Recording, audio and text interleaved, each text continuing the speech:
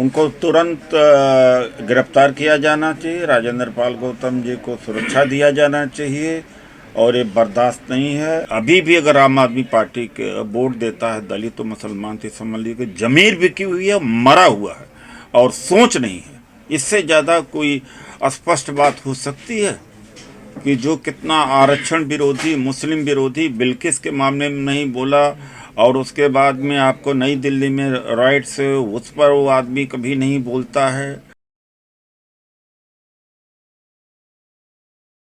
देखिए, सबसे पहले मैंने ही प्रतिक्रिया इसके ऊपर दिया था कि जब उन्होंने कहा कि लक्ष्मी गणेश को नोट पर फोटो लगाना चाहिए, तो यह भी कहा कि एक तरफ गांधी जी भले रहें, दूसरे तरफ के लिए तो जहां अशोक की लाट है।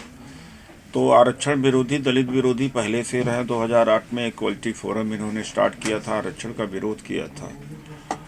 तो इनका मकसद है बौद्ध जो विरासत है, संस्कृति है, उसको ख़त्म करना। दूसरी बात यह है कि और भी महापुरुष जैसे डॉक्टर अम्बेडकर का फ़ोटो लगाते हैं, तो फोटो से तो प्रेम है, विचार से नफरत है।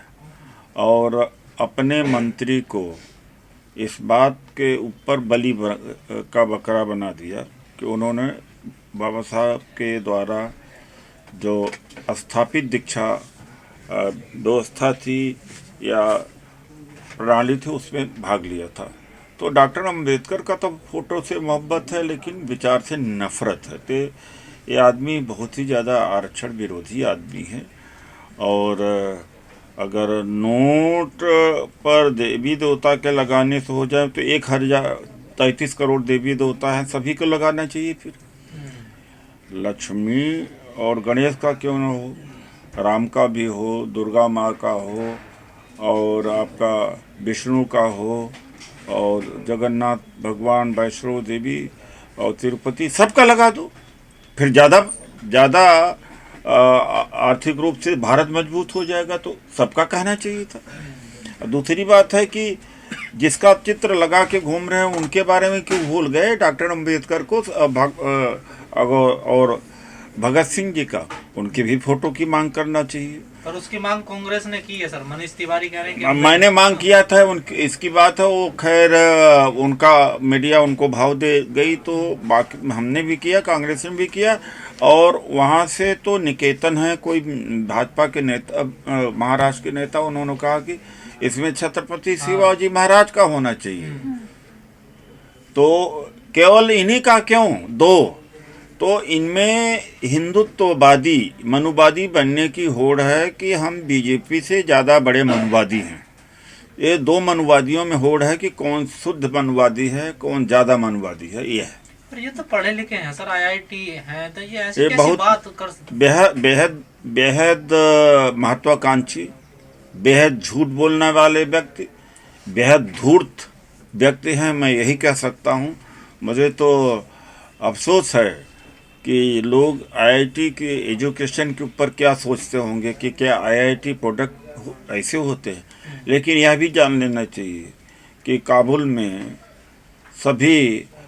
में गधे भी होते हैं। नहीं, सभी घोड़े नहीं होते, यहाँ गधे भी होते हैं काबुल में। तो ये सब राजनीतिक से प्रेरित बयान था उनका, है वाकई में ऐसा सोचते हैं? और क्या, राजनीति से नहीं तो क्या था। शीला दीक्षित को जेल भेजेंगे, लोग प्रभावित हो गए भ्रष्टाचार में। यहाँ आज 8 करोड़ जितने 8 लाख या कुछ नौकरी हम पक्की कर देंगे, प्रभावित हो लोग। सफाई कर्मचारियों का सब पक्का कर देंगे, प्रभावित हो गए। तो झूठ बोल करके किया है। लेकिन सर ये तो हमेशा एजुकेशन, स्वास्थ्य की बात करते थे, अब अचानक ये इनके जो विचार बदलने लगे हैं, तो क्या ये बीजेपी को कंपटीशन कर रहे हैं या फिर इनकी हकीकत सामने आ रही है? बीजेपी को कंपटीशन कर रहे हैं एक, और दूसरी बात हकीकत। क्योंकि शुरू में तो इन्होंने कहा था हम भ्रष्टाचार के खिलाफ लड़े हैं। लोकपाल की रिपोर्ट 3 साल से ठंडे बस्ते में पड़ी हुई है। जिस लोकपाल के कारण आए हैं, जिस कोल आवंटन G2 स्पेक्ट्रम का विरोध करते सत्ता में आए हैं, और ये कहा था कि हम आते जेल में भेजेंगे, कुछ भी नहीं किया।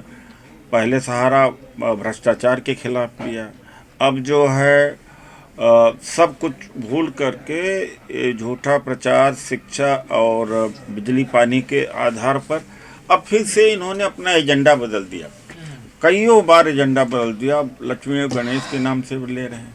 तो क्या सर ये जो बयान इनके आए हैं, तो जो दलित मुस्लिम वोट बैंक है उस पर कोई फर्क पड़ेगा इसका? अगर दलित मुसलमान को अभी नहीं फर्क पड़ता तो इनको जिंदा रहना बेकार है। मरे हुए हैं। अगर यह भी नहीं, अभी भी अगर आम आदमी पार्टी के वोट देता है दलित तो मुसलमान से समझ लीजिए जमीर बिकी हुई है, मरा हुआ है और सोच नहीं है। इससे ज़्यादा कोई स्पष्ट बात हो सकती है कि जो कितना आरक्षण विरोधी, मुस्लिम विरोधी बिल्किस के मामले में नहीं बोला, और उसके बाद में आपको नई दिल्ली में राइट्स, उस पर वो आदमी कभी नहीं बोलता है, और तमाम सारे मुद्दे को ऊपर वो कभी नहीं बोलता है। दलितों का आरक्षण खत्म हुआ उस पर कभी नहीं बोला, निजीकरण के खिलाफ कभी नहीं बोला, लाखों करोड़ों भर्तियां खत्म हो गई कभी उनके पक्ष में नहीं बोला।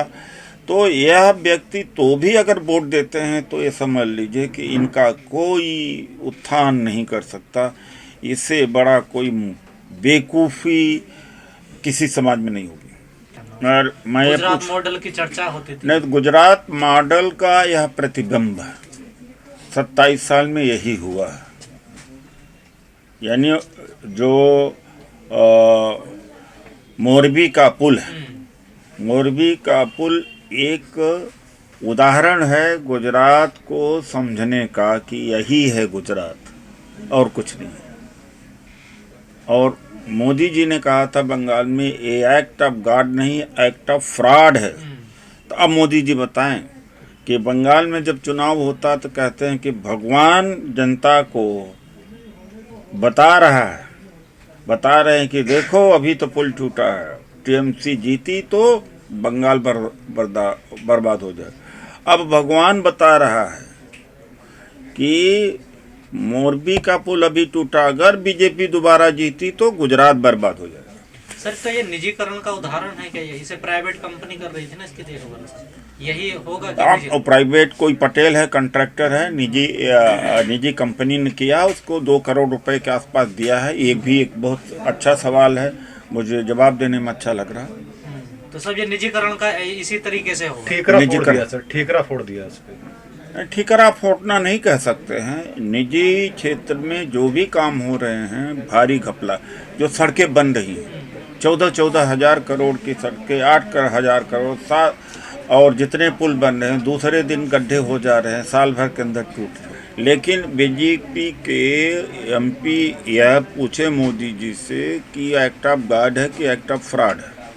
सर राजेंद्र पाल गौतम को जान से मारने की धमकी दी जा रही है, 50 लाख का इनाम देने की बात कर रहे हैं, वो भी हिंदू संत, अयोध्या के सर माने संत। उनको तुरंत गिरफ्तार किया जाना चाहिए। राजेंद्र पाल गौतम जी को सुरक्षा दिया जाना चाहिए और ये बर्दाश्त नहीं है। और संवैधानिक व्यवस्था में यह अनारकी या इस तरह का धमकी बर्दाश्त नहीं है। सर साधु संतों की ऐसी भाषा होती है क्या?